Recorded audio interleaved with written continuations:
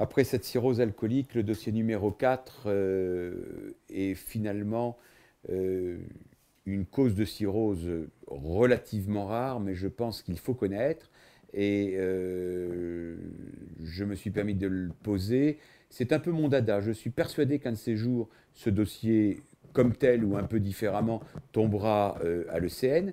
Et malheureusement, depuis 15 ans, je le dis tous les ans, ça n'est jamais arrivé. Et pourtant, c'est une des rares maladies génétiques pour laquelle on a un test diagnostic tout à fait valable et pour lequel on a un traitement également tout à fait valable. Donc, méfiance, et je crois que ça vaut le coup de l'avoir vu au moins une fois.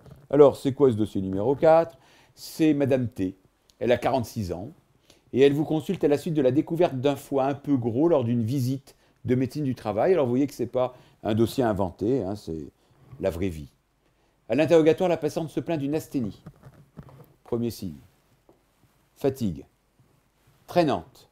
Depuis 3 ans. Allant en s'aggravant. Chronique. Dans ses antécédents, on retient outre une ménopause précoce.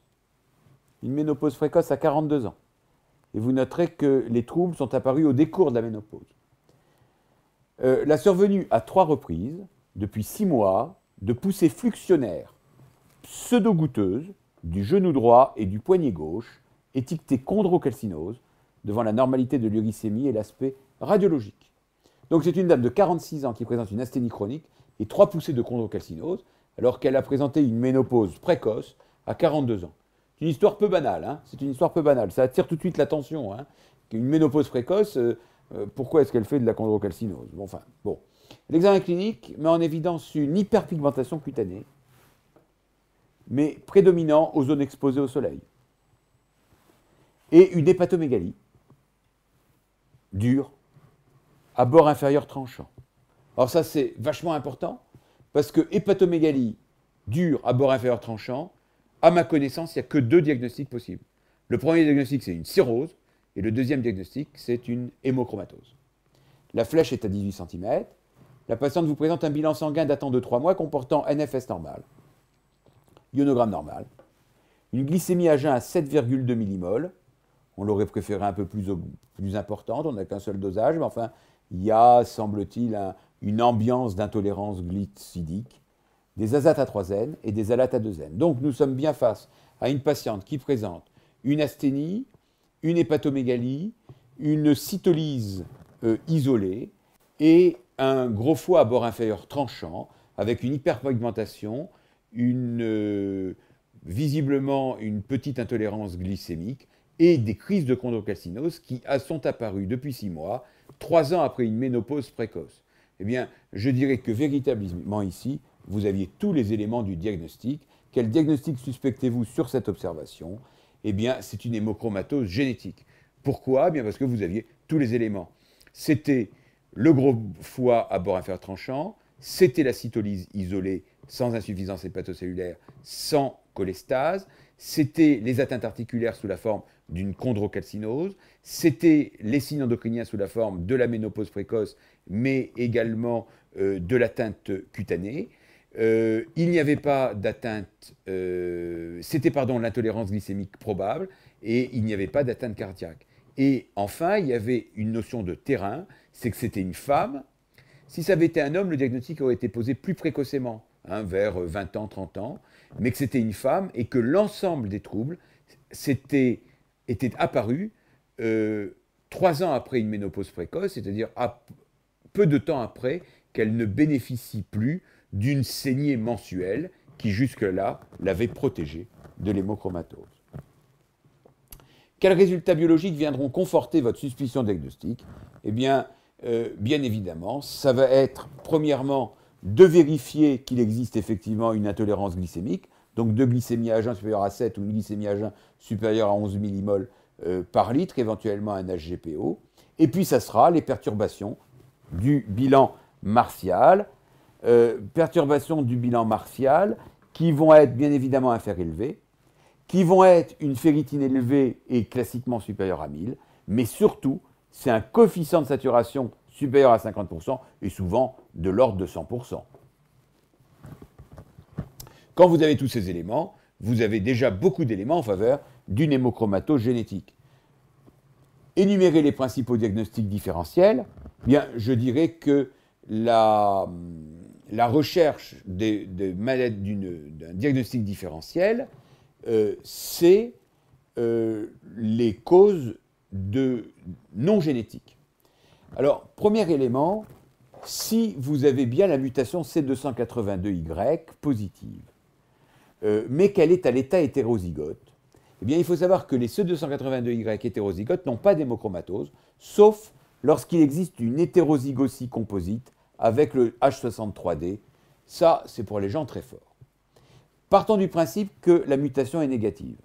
La mutation est négative, il s'agit donc d'une hémochromatose non HFE. Première cause, ce sont des hémochromatoses génétiques non liées à l'HFE. Le tableau phénotypique est le même, mais ça touche d'autres gènes, et ce sont ce qu'on appelle principalement les hémochromatoses méditerranéennes. Et puis surtout, vous allez avoir les surcharges en fer non hémochromatosiques, et ça c'est une notion assez franco-française, c'est ce qu'on appelle les hémosidéroses. Qu'est-ce que sont les hémosidéroses? Ce sont donc les surcharges en fer non hémochromatosiques. Et les surcharges en fer non hémochromatosiques, c'est principalement les hypersidérédémies que l'on va voir au cours des cytolyses hépatiques, au cours des hypotransférinémies, insuffisance hépatocellulaire, syndrome néphrotique, mais également les hyperféritinémies liées à une lyse cellulaire, notamment dans le syndrome inflammatoire, dans l'alcoolisme, dans l'hyperthyroïdie, dans le syndrome tumoral, dans les syndromes hyperféritinémiques cataractes. Alors, autant les hypersidérémies des autres cytolyses, etc., peuvent éventuellement, parfois, notamment dans l'hépatite C, bénéficier d'une saignée, autant dans la lyse cellulaire, l'hyperféritinémie observée n'est pas liée à une hypersidérémie, et donc de ce côté-là, il ne faut jamais faire de saignée. Donc, attention, bien évidemment, le diagnostic, c'est probablement une hémochromatose génétique, et c'est le diagnostic principal, mais bien penser aux autres causes.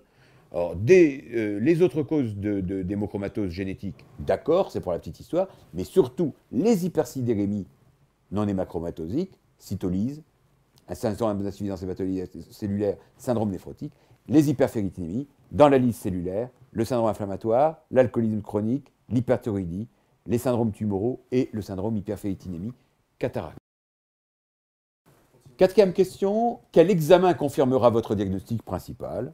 Eh bien, pour confirmer le diagnostic d'hémochromatose génétique, on s'est basé sur la clinique, on s'est basé sur les modifications du fer, on s'est basé sur l'existence d'une hyperglycémie ici, on a vérifié qu'il n'y avait pas d'autres causes évidentes à l'hémosidérose, et bien évidemment, le diagnostic sera posé par la mutation du gène HFE, C282Y homozygote, et là, véritablement, il faut connaître tous les mots et ne pas tergiverser, vous devez les cracher tels quels. Je vous dis, c'est une des rares maladies génétiques où on connaît parfaitement le gène, la cause, la mutation, il faut bien la donner. Demandez-vous un examen morphologique, lequel et pourquoi? Eh bien oui, on va demander un scanner abdominal.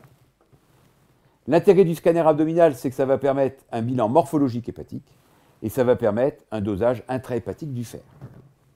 Vous noterez que si on vous avait demandé, vous laissez le choix sur plusieurs, il était possible de parler de l'échographie, il était possible également de parler de l'IRM, l'IRM donnant à peu près les mêmes résultats que le scanner, mais le scanner est un très bon examen, tant morphologique que pour le dosage intrahépatique du fer.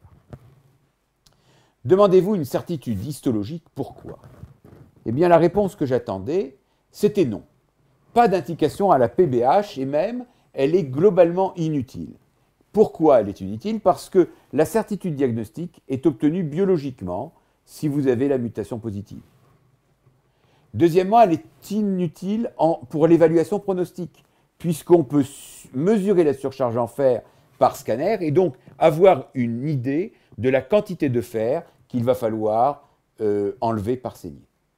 Enfin, elle est inutile pour la prise en charge thérapeutique, sauf si on imagine qu'il existe déjà une cirrhose Et donc, quand même, la cirrhose sera évoquée, comme on l'avait dit dans le dossier sur la cirrhose, s'il y a d'autres éléments, c'est-à-dire des signes d'hypertension portale, s'il y a des signes d'insuffisance hépatocellulaire. Là, ici, vous avez une cause, vous avez des modifications hépatiques, mais si vous n'avez pas les autres éléments, bien, il n'y a pas trop de raison de penser à une cirrhose. Donc, discuter la PBH, ok. Si on a une franche raison de penser à une cirrhose, signe d'insuffisance hépatocellulaire, signe d'hypertension portale, s'il y a un doute diagnostique étiologique. Alors ça, je dirais, c'est vraiment la cause principale de PBH dans l'hémochromatose, c'est quand il y a de l'alcool associé, une NASH sous-jacente, un virus associé. Enfin, on sera amené à biopsier s'il existe ou s'il apparaît des lésions intrahépatiques parce que l'hémochromatose en elle-même, la surcharge de fer est un facteur favorisant des cancers et principalement du CHC ou d'autres cancers du foie. Donc en cas d'apparition d'un nodule, quelquefois, la preuve diagnostique nécessitera une biopsie du foie. Mais pas de PPH systématique. Question numéro 7, comment entrevoyez-vous la prise en charge symptomatique de la patiente? Et vous avez vu, j'ai proposé des questions séparées pour les différentes prises en charge. Symptomatique, qui dit symptomatique, c'est traitement des complications viscérales. Et il faut se rappeler que malheureusement, autant la surcharge en fer va pouvoir être traitée, et qu'une fois qu'on aura traité la surcharge en fer, on évitera l'apparition ou l'aggravation de certaines complications viscérales, mais toutes les complications viscérales qui sont déjà présentes, malheureusement, évolueront pour leur propre compte. Et ici, eh bien, vous aviez la ménopause, c'était une ménopause précoce. Eh bien, le problème, c'est effectivement de discuter un traitement hormonal substitutif avec toutes les règles de prudence que cela requiert, et notamment en matière de surveillance du cancer du sein. Ça va être la prise en charge cardiaque, traitement d'un trouble du rythme, d'une insuffisance cardiaque décompensée. Ça sera la prise en charge du diabète, avec le régime, les antidiabétiques oraux, voire l'insuline. Et puis les articulations, qui étaient ici le principal élément de souffrance chez cette patiente, avec les traitements physiques, immobilisation, les AINS, les synoviorthèses, les traitements chirurgicaux, à discuter en fonction des symptômes. Donc, les complications viscérales, articulation, ménopause, diabète cœur, chez cette patiente, à prendre en charge systématiquement, puisqu'ils sont présents et qu'ils évolueront sur leur propre compte. Entrevoyez-vous la prise en charge thérapeutique spécifique de cette patiente? Eh bien, comment on l'entrevoit? On l'entrevoit de la façon suivante. Le traitement de la surcharge en fer, ce sont des saignées. Et ces saignées, il y a d'abord un traitement d'attaque, puis un traitement d'entretien. Oh, c'est comme toujours dans les traitements de maladies chroniques, hein, c'est le traitement symptomatique, le traitement d'attaque, le traitement d'entretien, le traitement de la surveillance. Et comme ici c'est une maladie génétique, il faudra rajouter le dernier élément, c'est le traitement préventif familial.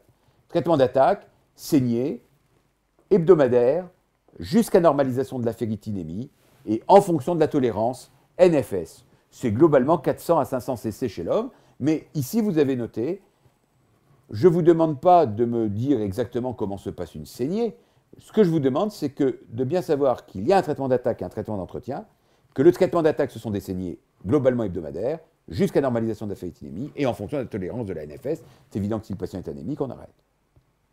Enfin, le traitement d'entretien, ce sont des saignées à vie, de manière à maintenir la ferritinémie normale, avec un rythme qui va de une saignée tous les mois, jusqu'à une saignée tous les 3 à 6 mois. Souvent, c'est ce qui se passe au fil du temps. Mais il faut continuer les saignées. Vous noterez, je ne vous ai pas parlé des chélateurs du fer, parce que leur indication n'est pas encore clairement établie.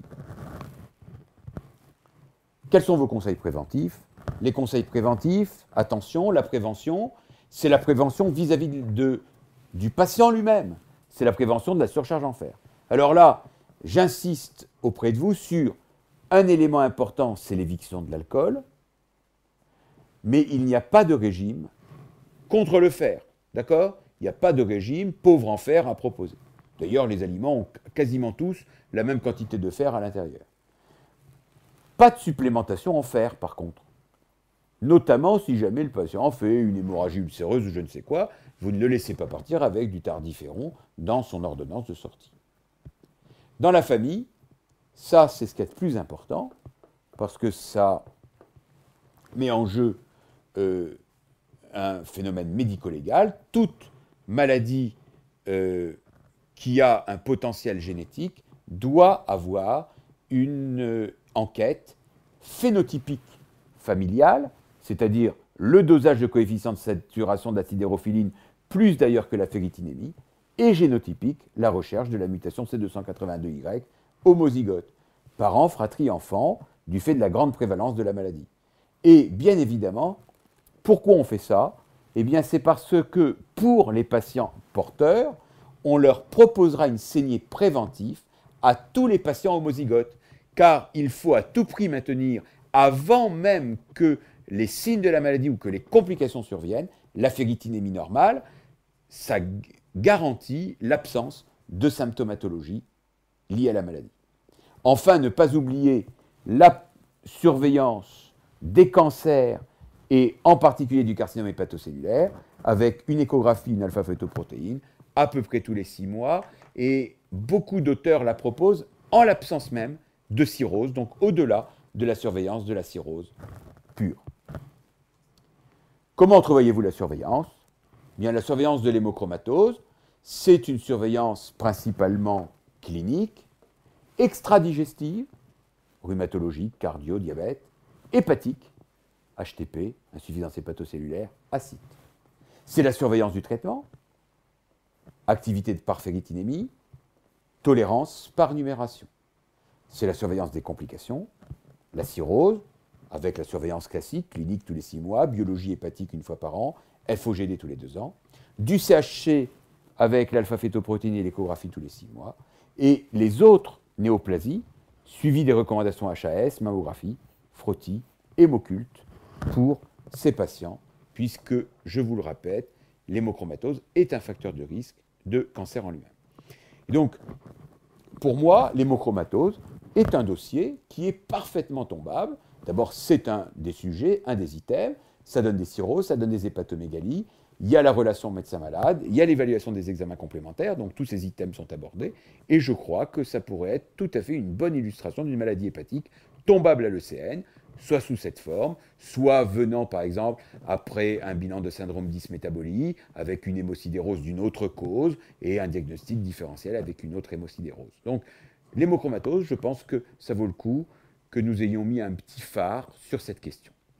Et je vous propose donc de terminer cette conférence avec le 5e et dernier dossier.